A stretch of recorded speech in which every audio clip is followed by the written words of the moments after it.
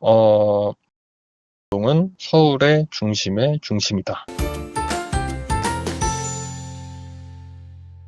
안녕하세요. 땅땅 무슨 땅입니다. 오늘은 용산구 동부이천동에 거주하고 계시는 고길동 씨를 모셔봤습니다. 안녕하세요. 인터뷰 응해주셔서 감사합니다. 간단히 자기소개 부탁드릴게요. 네, 반갑습니다. 저는 이촌 1동 동부 이촌동의 주민이자 두 아이의 아빠, 그리고 40대 남성, 평범한 직장인 고길동입니다. 반갑습니다. 네, 반갑습니다.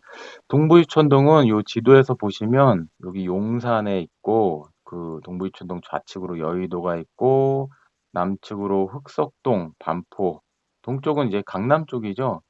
서울의 중심에 있는 게 용산구 동부이촌동 쪽이라고 볼 수가 있겠습니다. 고길동 씨는 동부이촌동에 얼마나 사셨나요? 네, 저는 처음에 살게 된 연도가 2015년이니까 한 7년 남짓 되는 것 같아요. 네, 예. 동부이촌동을 왜 선택을 하셨고, 당연히 투자 차원에서도 있겠죠. 예, 투자 차원도 있는 편이고요.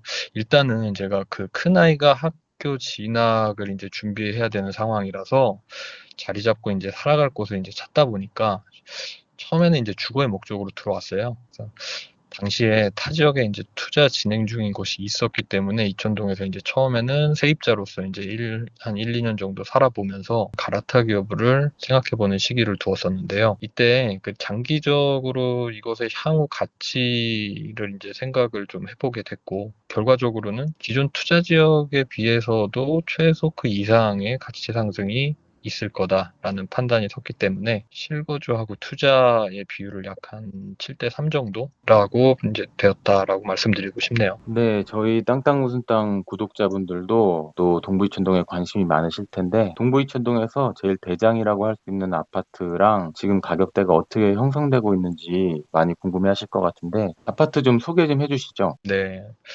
일단 대장 아파트, 대장 단지라고 하면은 아무래도 그 한강맨션이 있어요. 한강맨션이 가장 많은 관심을 받고 있죠.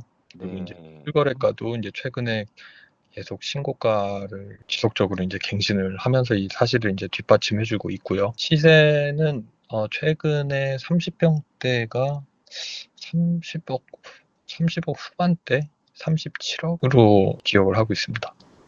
가격대가 대단하네요. 재건축 단지 말고 뭐 재건축이 이미 이루어진 아파트 중에서 또 대장주라고 할 수 있는 아파트가 있을까요? 네, 그 한강맨션을 기준으로 이제 동쪽 동쪽. 우측 지도상에 이제 우측에 보이는 단지 중에 이제 레미안 첼리투스 아파트라고 있습니다. 네, 요쪽이죠. 네, 여기는 이제 그 예전에 1대1 재건축으로 50평의 그 단일 평수로 재건축이 된 준신축 아파트예요. 평수는 50평에 실거래가가 40억 중반대쯤 될 겁니다. 그리고 호가는 50억이 넘어갈 거예요, 현재는. 50억. 대단하네요, 가격이. 최근 몇 년 사이에 서울뿐만 아니라 뭐 수도권, 뭐 전국 지방까지 집값이 많이 요동을 쳤는데 동부이촌동 상황은 어떤가요? 전반적인 그 부동산 시장의 상황에 영향을 받긴 해요. 하는데 어떤 그 다른 지역에 대비해서는 이렇게 뭐 평균 이상의 그 진폭으로 막 두드러지지는 않는다는 특징이 좀 있습니다. 그래서 앞서 이제 말씀드린 뭐 한강맨션이나 이제 첼리투스 같은 경우에도 오히려 이제 최근에는 이제 약보합세임에도 불구하고 각자 단지들이 뭐 재건축이나 리모델링 절차의 진행에 따라서 거래가가 이제 상승폭을 키워나가고 어떻게 보면은 그게 이제 독립성이 느껴진다고 이제 생각이 들고요. 그리고 뭐 제가 살고 있는 이제 저희 단지나 아니면 평형의 상황을 봐도 그렇다고 보입니다. 네, 현재 가장 핫한 이슈나 호재거리는 뭐가 있을까요? 일단은 외부적으로는 그 용산공원이 이제 계속 진행이 되는 게 있고, 그리고 국제업무지구의 조성 같은 이제 소식이 들리고 있습니다. 용산공원이 요 위쪽이고 또 용산역 쪽으로 해가지고 국제업무지구가 예정이 돼 있죠. 네, 맞습니다. 네, 외부적 이슈로는 그렇고요. 내부적인 이슈로는 아무래도 이제 단지별로 진행되는 재건축이나 리모델링에 이제 절차적인 진행 소식이 될 겁니다. 이미 이주를 한 단지도 있고, 이주를 앞둔 단지, 그리고 시공사가 선정된 단지라든지, 아니면은 이제 그 시공사를 선정하기 위해서 이제 우선 협상 단계, 뭐 조합 설립인가, 이런 단지 등이, 뭐 관심을 갖고 보신 분들은 아실 텐데, 이렇게 하나의 행정동 안에 거의 모든 단지들이 지금 새로운 소식들을 진행시키면서 소식들을 이제 전해주고 있거든요. 이전에 없었던 그런 좀 역동적인 모습들이 좀 많이 보인다. 그런 느낌을 좀 받고 있습니다. 아까 말씀해주신 여기 한강맨션이 재건축 대장 단지고 네. 리모델링 추진 중인 단지는 어디가 있을까요? 그 이촌동 지도를 보시면은 네, 가운데에 이제 동서 방향으로 좌우 방향으로 중앙에 쭉 뻗어 있는 도로가 있어요. 그 도로를 이제 이촌로라고 하는데, 네, 요 길 말씀하시는 거죠? 네, 맞습니다. 네네. 그 길을 기준으로 이제 한강 쪽, 남쪽에 있는 그 지구들은, 그 단지들은 이제 대부분의 단지들이 재건축을 추진을 하고 있고요. 네, 남쪽 방향은 재건축. 네, 그리고 이촌로를 기준으로 북쪽 방향, 여기는 이제 그 용산공원이 앞으로 만들어질 용산공원과 맞닿게 될 부분이죠. 네, 그래서 뭐 공원 라인이다, 그 사이에 있는 철길을 기준으로 해서 철길 라인이다, 이렇게 네네. 이야기를 하는데, 위치에 있는 단지들은 뭐 용적률이라든지 뭐 여러 가지 이유들로 인해서 리모델링을 추진 중에 있습니다. 네, 아까 뭐 철거를 뭐 이미 한 단지도 있다고 하는데 어느 네, 쪽인가요? 그러니까 철거를 위한 이주가 완료 상황입니다. 아, 요쪽 현대맨션이죠? 네, 맞습니다. 이 현대맨션은 지금 이주를 완료한 상황입니다. 그 옆에 강촌 아파트, 코오롱 아파트 이렇게 두 개 단지 붙어 있는데 이쪽 상황은 어떤가요? 호롱 아파트하고 강촌 아파트는 각각 한 1000세대 정도씩 돼요. 그래서 이제 규모가 비슷한 단지가 이제 두 개가 같이 붙어 인접해 있고, 둘 다 시공사가 이제 선정이 되어 있는 상황이 있고, 그리고 시공사 선정을 위해서 선정의 절차를 밟고 있는 단지. 그러니까 거의 유사하게 진행 중에 있습니다. 자, 동부이촌동 쪽 서측으로 보면은 이촌 우성 아파트, 한강 대우 아파트 이쪽 있는데 이쪽은 진행 상황이 어떤가요? 네. 한강대우 아파트랑 이촌우성 아파트는 그 이제 리모델링을 위한 추진위원회가 이제 발족이 된 걸로 알고 있고, 조합 설립을 위해서 이제 동의서를 진구하고 있는 걸로 알고 있습니다. 그래서 거의 뭐 완성 단계에 있다라고 이제 보여지고요.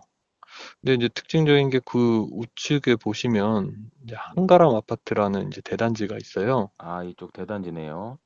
네, 여기가 이제 2000세대로 이루어진 아파트 단지인데, 이쪽도 마찬가지로 리모델링을 추진 중에 있고, 여기는 며칠 전에, 작년 말인가요? 그때 조합인가 설립인가가 난 걸로 그렇게 진행 중에 있습니다. 네, 재건축이나 리모델링이 아주 활발히 이루어지고 있다는 소식 감사드리고요. 또 서울의 일자리 밀집 지역으로 3도심을 꼽잖아요. 뭐 원조 한양 요 광화문권이랑 뭐 여의도권, 강남권이라고 할 수 있겠는데 이촌동에서 또 일자리가 많은 곳과의 교통편은 어떨까요? 교통편으로 말씀을 드리면, 일단 지하철하고 이제 버스로 말씀을 드릴 수가 있겠는데, 네네. 지하철역은 지도상에 보면은 이제 동부이촌동 구역의 북측에 중앙에 이촌역이 있어요. 네, 여기 이촌역이죠.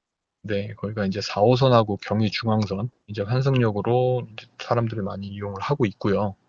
그리고 향후에 신분당선의 연결이 그 북측에 있는 중앙박물관하고의 이제 접근성과 함께 이제 현실적으로 논의되고 있는 것으로 알고 있습니다. 그래서 네, 그렇게, 강남에서 이렇게 중앙박물관 쪽으로 들어오는 거죠. 네, 맞습니다. 이렇게 해서 용산 쪽으로 빠져나가고요. 예. 그리고 버스 노선은 노선이 많이 적습니다. 적은데 딱히 불편함을 느끼는 정도는 아닙니다. 노선이 한 3개인가 4개 정도 있어요. 많이 적죠. 그래도 그 종로, 그리고 을지로, 노원, 뭐 서초, 강남, 뭐 가락시장, 잠실, 그리고 뭐 노량진, 목동, 그 세네 개 노선이 그쪽을 다 관통을 하고 있어요. 그래서 크게 불편함을 느끼지는 않는데 좀 많이 커버해주고 있다고 봅니다. 근데 이제 말씀하신 지역 중에 이제 여의도가 있죠. 네, 여의도 가깝죠, 아주. 네, 여의도 아주 가까운데 여기는 버스를 갈아타야 하고 상당히 불편합니다. 대중교통은. 그래서 개인적으로 저도 여의도 이제 종종 가고는 있습니다만 여의도 갈 때는 자가용을 추천드립니다. 네, 동부이천동에 어린이집이나 유치원에 들어가는 거는 뭐 원활한가요? 아니면 대기가 좀 있을까요? 네, 저도 이제 그 첫 아이 때 많이 좀 걱정을 좀 하던 부분이었는데 유치원이나 어린이집 수요 대비해서 충분합니다. 단지마다 이제 사립 어린이집도 이제 활성화가 돼 있고, 그리고 구립 어린이집도 있고, 유치원 규모의 어린이집도 있고, 어린이집은 이제 이렇게 수요를 이제 충분히 다 커버를 해주는 상황이고요. 그리고 유치원은 성당이나 교회, 부속 유치원들이 있고, 그리고 이제 개별 단위로서의 유치원들도 있어서 혹시 뭐 유치원이 부족해서 원하는 곳을 갈 수 없지 않을까 하는 걱정은 안 하셔도 될 것 같아요. 추첨이 만약에 안 되더라도 나중에 보면은 결과적으로 균형 있게 이제 배치되는 모습이더라고요. 유치원 수가 한 6개에서 7개 정도 될 겁니다. 그리고 일부는 이제 강 건너서 흑석동 쪽에 있는 중대부속을 다니는 아이들도 보이더라고요. 자, 고길동 사장님은 동부이천동에서 퇴근 후에나 주말에 어디에서 여가 시간을 보내시나요?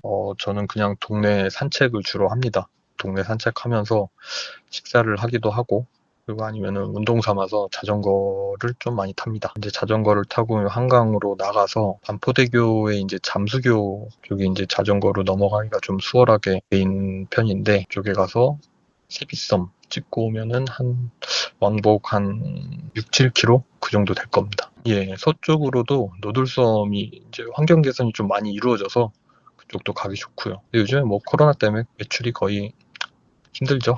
예, 빨리 나아졌으면 좋겠습니다. 그리고 도보로 산책을 할 때는 용산 가족공원을 좀 추천을 많이. 동부이천동이랑 바로 붙어 있네요. 네, 맞습니다. 이게 그 용산공원이 지금 많이 관심을 받는 부분이긴 한데 이촌동 주민들은 그쪽에 크게 이렇게 그쪽의 소식에 많은 관심이 상대적으로 좀 적어 보여요. 그 이유가 이촌동의 북쪽으로 보시면은 용산가족공원이 이미 20년 전, 20여 년 전부터 이제 개방이 되어 있는 상태였거든요. 그래서 그쪽에 이제 아이들이나 이제 가족들이랑 그리고 또는 이제 그 반려동물을 데리고 산책을 많이 하고 좋은 시간을 좀 보내고 있었습니다. 그리고 그 왼쪽으로 보시면 이제 중앙박물관이라든지 아니면은 한글박물관이 또 있는데 이쪽도 이제 도보로 이용을 많이 하면서 주말이나 아니면 평일 같은 경우에 저녁에도 가서 많이 좀 교육적인 측면이나 이런 쪽에 혜택을 좀 많이 받고 있다고 그렇게 보여집니다. 동부이천동에 또 오래 사셨으니까 지역의 맛집이나 카페 같은 것도 좀 소개를 해 주시죠. 네, 그 맛집은 사실 개인 취향이라서 제가 어떤 특정한 가게나 메뉴를 추천드리기는 조금 주제에 넘습니다. 근데 다만 이쪽이 오랜 기간 동안 일본인 주재원들 가족들이 좀 많이 거주를 해왔었어요. 그래서 전통적으로 이제 현지인들이 운영하는 일식 위주의 이제 음식점들이 좀 많고요. 그리고 뭐 브런치 카페도 많고 뭐 정갈하게 이렇게 도시락이라든지 뭐 라멘이라든지 이자카야 뭐 이런 음식점들이 많이 이제 통업 중에 있습니다.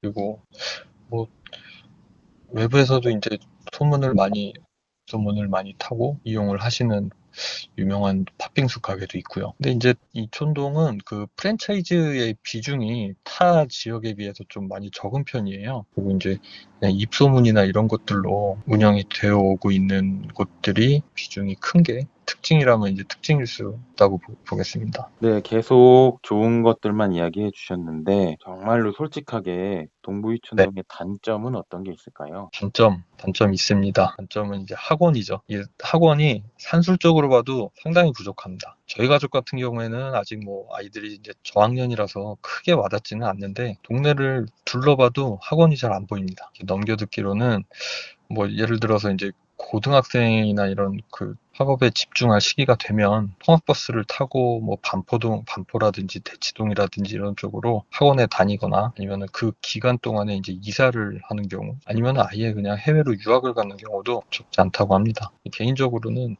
학원은 꼭 필요한 것만 다니자 이런 주의이기 때문에 아직까지는 걱정은 없는데 뭐 생각은 언제라도 바뀔 수가 있으니까 나중에 이 학원이 부족하다는 이게 이제 아마 큰 단점으로 다가올 수도 있겠다라는 생각입니다. 네, 마지막으로 동부이촌동을 한마디로 이야기하면 어떻게 될까요? 이 영상의 썸네일로 사용할 수도 있는데, 동부이촌동은 무엇이다.